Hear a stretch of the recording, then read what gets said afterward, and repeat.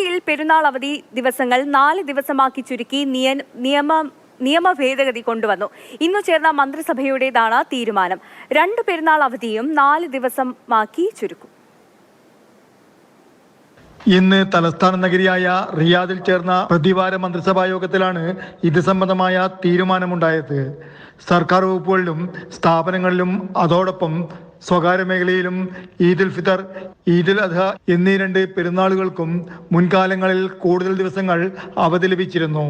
എന്നാൽ മന്ത്രിസഭയുടെ പുതിയ തീരുമാനപ്രകാരം ഒരു പെരുന്നാളിന് 4 ദിവസം എന്ന തോതിലായിരിക്കും ഇനി മുതൽ അവധി ലഭിക്കുക. മുൻകാലങ്ങളിൽ ദീർഘമായ അവധി കാരണം പല സർക്കാർ സ്ഥാപനങ്ങളും അടഞ്ഞുകിടക്കുകയും ജീവനക്കാർ കുറേ ദിവസം വിദേശയാത്രയ്ക്കും പോകാറുണ്ടായിരുന്നു. സ്വകാര്യ സ്ഥാപനങ്ങളിലെ വിദേശികൾ നാടുകളിലേക്കും പോകാറുണ്ടായിരുന്നു.